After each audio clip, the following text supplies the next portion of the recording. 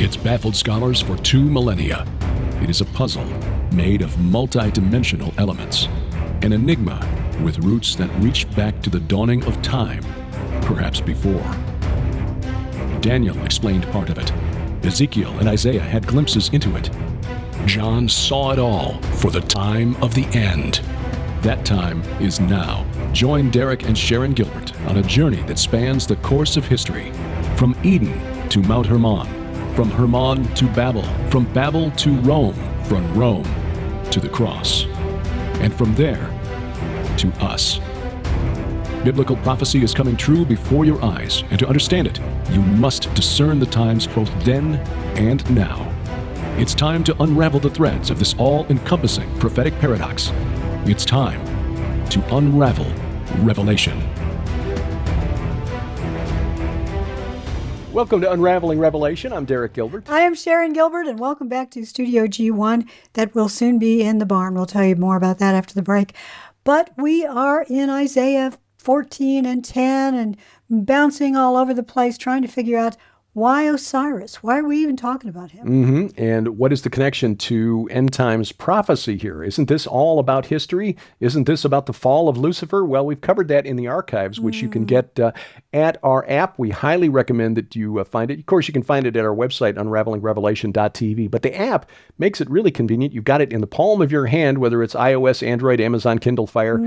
You can also throw it up on TV because we've got Roku and Apple TV versions. It is free, and the company that produces it, maintains it for us, is a Christian company, meaning they will not cancel our stuff if we, because we're not likely to say something that will offend them. We don't intentionally say anything like that. We try to be as gentle as possible. We think that's the way we should be anyway. But, you know, if the day ever comes, then, it's their playground. Exactly. I was just thinking about putting it up on the TV in giant versions of us. We've got a friend whose little boy likes to watch him on TV especially. So all day long, this poor friend of ours has to, Ollie, no. But we love Oliver. We love Oliver. Hello, Oliver. We love you so much. Thank you for sending us videos. But yeah, we recently met someone at a different place I can't remember. Oh, it was over at Skywatch, I think. But someone came up and he said, I've only ever seen you guys and you're like this big. Because he watches on his phone. So you're really tiny. I didn't know you were so tall, Derek. He's actually one of the shortest men at Skywatch. Yeah, that's true. Yeah. They're all Nephilim. The Horn family. They're all like 6'3". Boy, Joe's nephew is now taller than me. The last time we saw him, he was like here, and now he's... I know, anyway, no, they all shoot up kids. really tall. But that's okay. Yes, I love it. Absolutely. I love feeling like anyway, thank you for joining us this week. We're going to dive back into Isaiah 14. And to Isaiah and Osiris and all of that. This chapter, Isaiah 14, is just so full of stuff, which is why we've been spending so many weeks on it. Again, it begins with a polemic against the king of Babylon, but as we pointed out, Melech Babel can mean king of Babel, not just Babylon, and Babel itself means God Gate. It was a term that was applied to many cities in the ancient Near East, including the capital of the Assyrians, Nineveh, which is how we got here in the first place. And Assyria, name of that in Hebrew is Assur, which was the name of the chief deity of the Assyrians, who was Enlil, who was El of the Canaanites, Molech to the Hebrews. And I'll put a slider here on the side so you can see all of the names going down the side, because it gets a little confusing when you try to keep up with all of this, but this is the entity we think that comes out at the end, Revelation 9, the king of the bottomless pit, Abaddon or Apollyon. Yes, and right now we believe, at least I believe, that he's working. He's got his little minions that are sending messages, because we believe that the whore of Babylon, that I think is Inanna, that she is a post-flood entity who is sent down here. So she's on the earth. She's not under the earth. She's on the earth. Right. And that's the key distinction here, is that this entity, Assur, Enlil, El, Molech, Dagon, is one of the watchers, the sons of God from Genesis 6, who, according to 2 Peter 2:4 and Jude verses 6 and 7, are currently chained up in the bottomless pit, in Tartarus, according to Peter. So they're basically not on the earth, but they've got little minions. And this is why we did our little side trip a couple of weeks ago into Ezekiel 32, verse 22, where we read that Assur is in the Yarkate Bor, the far reaches of the pit. which I think, and again, we're out on a branch here alone. I've not seen any other scholars make this connection, but I think that phrase in Hebrew, Yakate, which we also see in Isaiah 14:15, you are brought down to Sheol, to the far reaches of the pit. Exactly. You're as far from the center of Sheol where the chiefs of the Gibborim, yes, the giants of old, are. Exactly. The demons can go back and forth. They're not all the way down there, but I think they do communicate with their dads. I think so too, yes. They're slipping messages back and forth through the bars and carrying Big Daddy, Kronos, Yep. whatever you want to call him, the king of the underworld, he is sending his minions to communicate with the deities that are on the earth, including Inanna, whatever you want to call her, and he's using her. Oh, I agree. She's completely using agree. us, he's using her. Yeah, there's a really interesting dynamic at work here. There was a scholar whose name I'm going to forget, sadly, but he wrote a history of the Mesopotamian deity called Enlil, which again is the Akkadian, Babylonian, Sumerian form of this entity, El, Molech, Dagon, Saturn, Kronos. And it appears that prior to his arrival in Mesopotamia, which came with the Akkadians in the 24th century BC, Sargon the Great, who conquered the known world at that time, brought the worship of Enlil with him, and that was when Enlil became the entity who conveyed kingship onto human rulers. Yes. Now, until this doctoral dissertation, it was assumed that he was always the one who conveyed kingship. In fact, the term in Sumerian became literally Enlil-ship. If you were a human ruler, Enlil-ship had been granted unto you by Enlil. But prior to that, according to this scholar, it was Inanna who conveyed kingship unto rulers. Yes. And so these Akkadians and their Amorite allies, who called Enlil El, they brought this idea into Sumer, and things changed. Now, Inanna, again, who is now active and still on the earth, had to give up this idea in the minds of the human followers to this entity who was locked up, chained up in gloomy darkness in Tartarus. Oh, yeah. We've got so much to say about Inanna, and that will start next week. But this week, still staying with the Enlil, Kronos, whatever you want to call him, theme, Osiris kind of entity. Right. It's interesting that he's referred to in verse 20 of Isaiah 14. Now I'm reading the Septuagint. You want to read verse 20 in your version? In the ESV, you will not be joined with them in burial. Well, let me back up to verse 18 here, because I think this is a reference to the kings, the mighty men who were of old. I think this is a reference to the Rephaim who we see earlier in Isaiah 14 in verse 9, where it says, rouses the shades to greet you. That's rouses the Rephaim. Yeah, this whole spirits section of the Nephilim. is really important. Yeah. And by the way, another rabbit trail here for just a moment. You go back a few weeks, you'll see this is why we don't believe that this Isaiah 14 or Ezekiel 28, the parallel chapter, refers to Satan, because Satan is not anywhere in the Bible connected to the netherworld. No. That's an idea that developed in the early Christian church. He is not in chains in gloomy darkness. That is correct. He's still roaming the earth like a lion seeking whom he may devour. But this entity, not so much. He is in the netherworld. And verse 18 of Isaiah 14, all the kings of the nations lie in glory, each in his own tomb or his own house. And again, this is a reference to the mighty men who were of old, the men of renown. That are now demons. Who are now demons, right. But you are cast out away from your grave like a loathed branch. And as we said last week, this is actually an Egyptian loanword, should read like a loathed dead god or god of the dead. Septuagint says loathed carcass. Yep. So branch, they understood. They understood that it was not the Hebrew word meaning branch. Yes. Clothed with the slain, those pierced by the sword, who go down to the stones of the pit like a dead body trampled underfoot. And again, that's a polemic to the Dagon aspect of this entity, whose epithet was Lord of the Corpse. Right. Verse 20, you will not be joined with them in burial, because you have destroyed your land, you have slain your people. Oh, there's more in verse 20 in the Septuagint. In the Septuagint? Yes.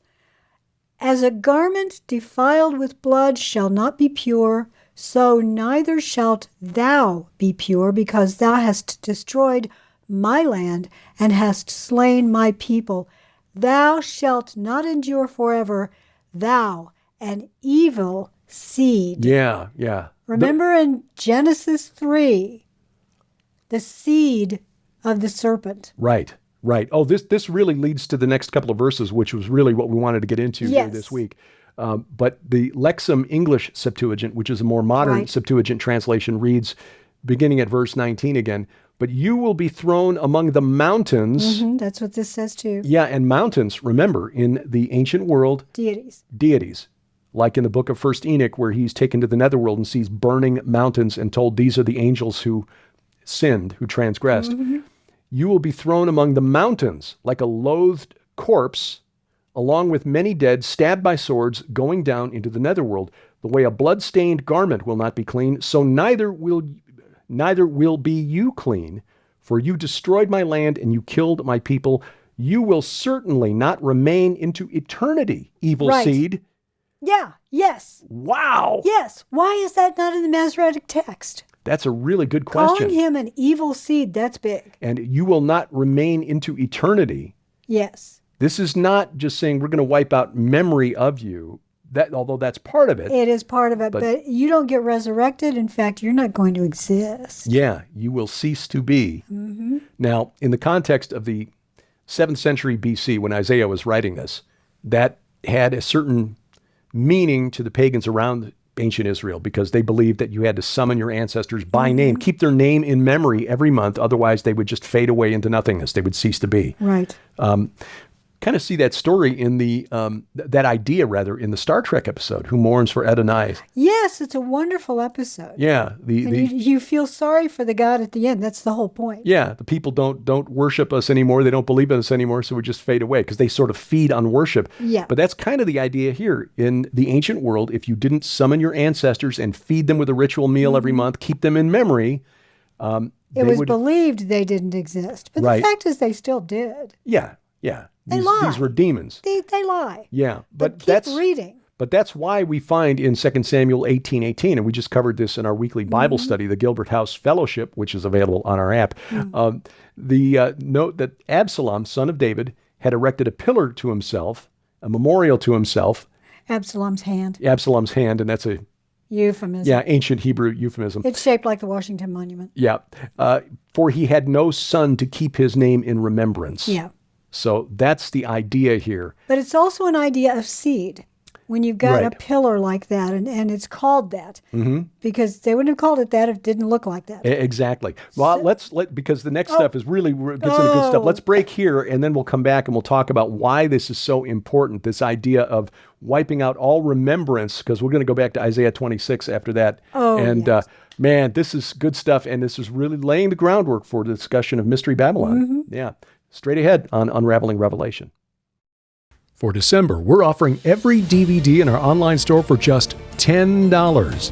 That's right, $10 for any DVD in our store. That includes collections of our teachings like This is War and Unmasking the Ancient Gods, The Four Horsemen, where we identify the fallen angels who ride in Revelation chapter 6, our travelogumentaries of our trips to Israel, Wars of the Gods Volume 1, Search for the Titans, and Wars of the Gods Volume 2, Search for the Rephaim, What Lies Beneath, a jaw-dropping discussion with Dr. Aaron Judkins about the influence of the fallen watchers on Göbekli Tepe, the Best of Sci Friday Volumes 1 and 2, and the 13-part video teaching series based on the book The Second Coming of Saturn. We'll even include The Unseen Adversary, an MP3 CD with 7 hours of audio interviews with Bible scholar Dr. Michael S. Heiser. Every DVD in our store, just $10 plus shipping and handling during December, only at gilberthouse.org/store.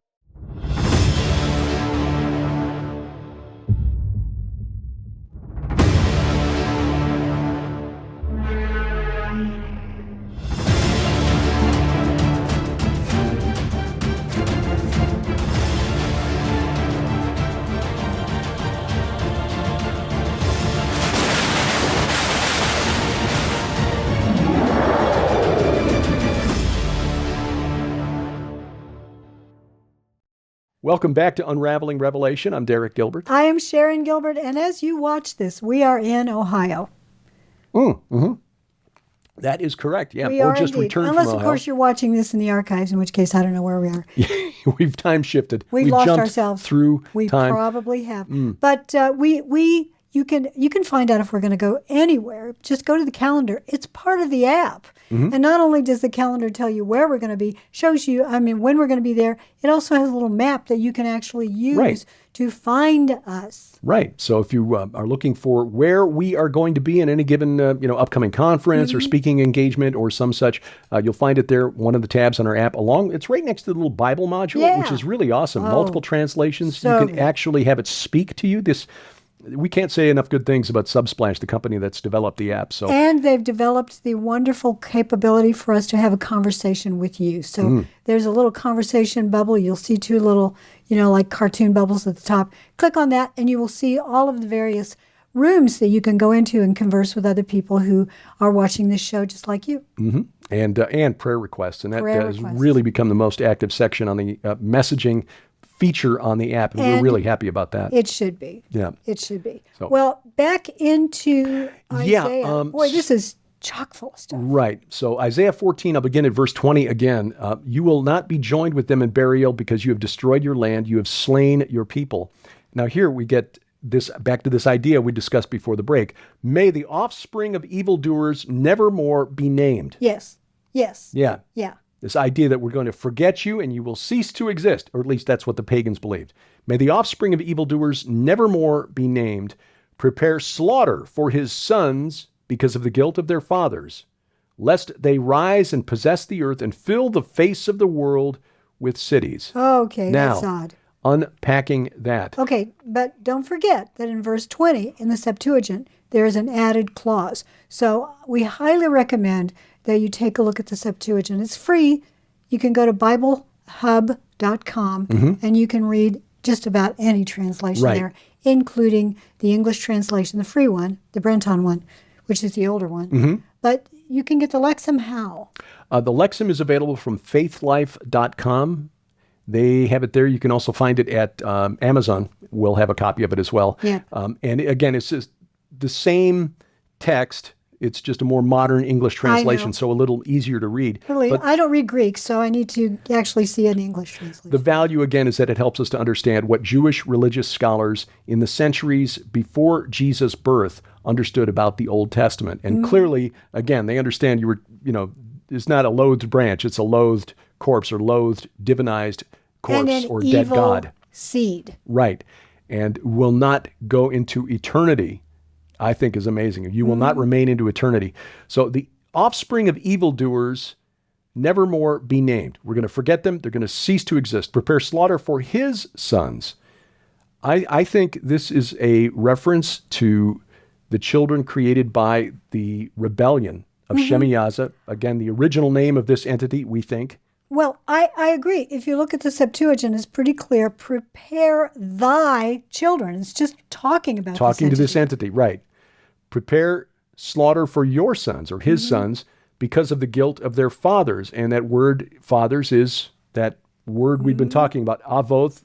It's the same matrix of ideas, the spirits of the deceased ancestors. The fallen angels. Created these hybrids. Right. Lest they rise and possess the earth. And earth there is Eretz. Here's what I like about the Septuagint here. That they arise not and inherit the earth. That's our inheritance. The fallen realm created these entities to find somebody, one of them that was just human enough to take that throne. That's who the Antichrist is. That's a better translation. And actually the Hebrew word yaratz means to gain the possessions of an inheritance or be an heir.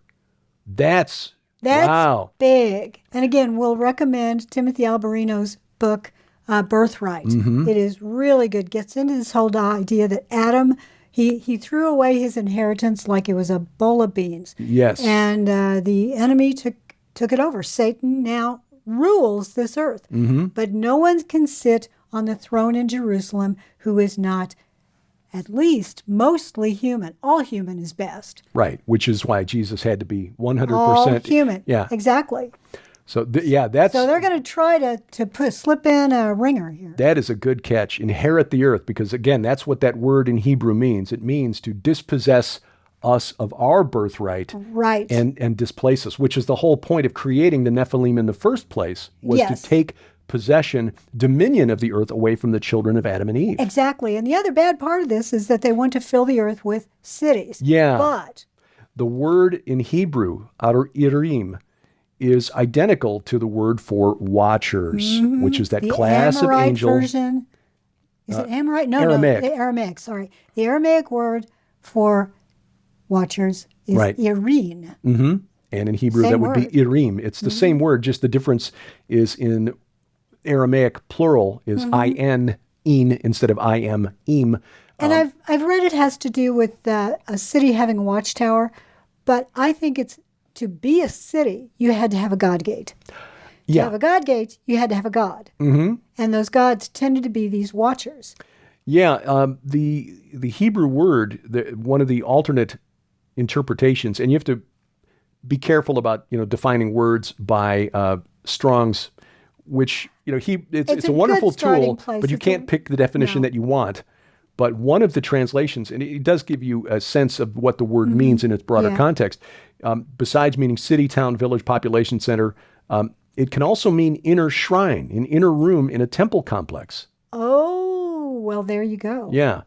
But here it's translated cities because most translators, not understanding the concept of the Rephaim and the fact that this cult of the dead, the demons, was around ancient Israel, weren't looking at the supernatural aspect of this. But as you say, this is exactly the same word translated watchers in Daniel chapter 4, the dream of Nebuchadnezzar. Yes. In the Septuagint, it doesn't say fill the earth with cities or doesn't say watchers. It says wars. But I think that goes along with it. If you have all of these entities returning, which we do see in the book of Revelation, because it talks about the abyss opening up. And suddenly these demons have, are participating in a war along with their daddies. Yeah. This, I think, makes more sense in the context of this entire chapter where you've got this entity who was cast out of, away from God, thrown down to the uttermost parts of the pit, like we see Assur in Ezekiel 32, in Ezekiel 28, we see, cast out of Eden. I think it's because here in verses 20 and 21, it's because of the guilt of their fathers. These sons that are referred to here are the Rephaim, the Nephilim, the spirits of the Nephilim, demons, because they don't want them to rise and inherit the earth or dispossess us from the earth and fill the face of the world with watchers, which, as Mike Heiser has pointed out, because these hybrid entities had spirit that was half divine, half human, they were half watcher. And sometimes in the book of Enoch and other Second Temple literature, Jewish literature, these hybrid spirits were referred to as watchers because that was the divine half of their spirits. And that was the half that they identified with. Yeah. They believed that they were somehow entitled to this. Now, going back to Ezekiel, let me do Numbers chapter 24 as well, because that's another place where we numbers, see. Are we? Yeah, Numbers 24 is where we see the prophecy of Balaam, the prophet for profit, who had taken up several oracles against Israel, could not curse Israel as the king of Moab wanted, but he prophesied, Numbers 24, beginning at verse 17, a messianic prophecy. I see him, but not now. I behold him, but not near. A star shall come out of Jacob, and a scepter shall rise out of Israel. Okay, that's the Messiah. It shall crush the forehead of Moab and break down all the sons of Sheth. And I've gone into some detail. Tell me where you are again. Numbers 24:17. Sorry, I'm looking up stuff. And I have written elsewhere. 24:17. Yeah. Sorry about that. And the sons of Sheth, the Shazu or the Shutu, according to the Egyptians, were the Suteans, whose name changed around the time of Abraham to Sutean from the Tadanu, the Titans. Right. In other words, the sons of the Titans here. Now, again, this is another theological branch we're out on alone, but I think it fits. And verse 19 is where we see this city's watchers switch, perhaps. And one from Jacob shall exercise dominion and destroy the survivors of Irim. The survivors of the watchers, I believe, is the actual. I think that makes more sense than those that escaped from the city. That does make more sense in that context. You can't make the switch with the word city to watcher every time. You just have to look at context. But it is interesting that you've got that idea, the watcher on the wall overlooking the city. Yeah. Yeah.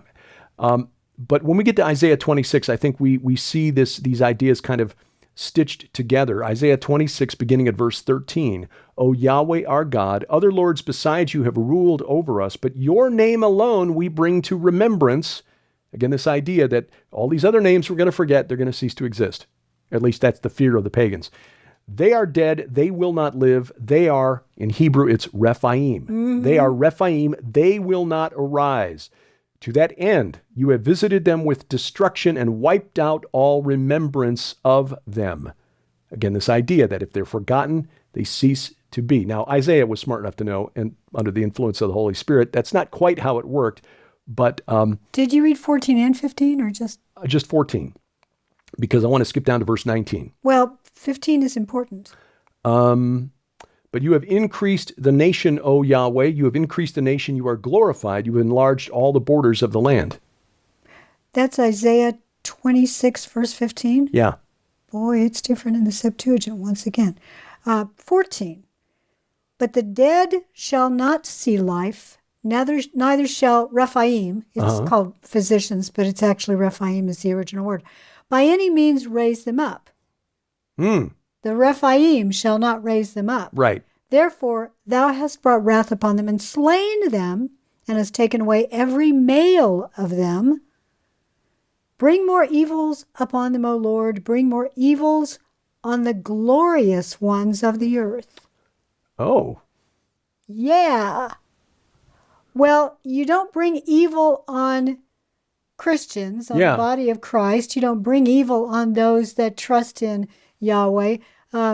So these glorious ones are not good people. They're not good entities. They are enemies. And again, another change between the Masoretic and or rather the Septuagint and the Masoretic. Yeah. Yeah. But very quickly, I'm going to get to verse 19 to sort of put a bow on this. Time again. Yeah. Your dead, and this is Isaiah prophesying a future resurrection. Your dead shall live, their bodies shall rise. This is the faithful in God. You who dwell in the dust, awake and sing for joy, for your dew is a dew of light. Now, the ESV reads this, and the earth will give birth to the dead. The verb translated give birth is nafal, ironically, which means to fall. It's correct in the Septuagint. The Septuagint says the land of the ungodly shall perish. The Masoretic should probably read this. The land of the Rephaim shall fall, because the dead there is translated Rephaim, and that would contradict verses 13 and 14 above. They are dead, they will not live. They are Rephaim, they will not arise. Exactly. It's a wonderful, wonderful promise. Yes. And the land of the Rephaim, the land of the underworld, land of the ungodly, according to scholars, probably refers to Tartarus. So this is a prophecy not just of the destruction of these Rephaim, the demons, but also their progenitors, the rebellious watchers. Hallelujah. Next week we talk about the destruction of Babylon, whore of. Or at least we start it. Yeah, Don't miss it. It'll probably take us a few weeks. Unraveling Revelation is a viewer-supported outreach of Gilbert House Ministries. Follow us online at unravelingrevelation.tv and gilberthouse.org.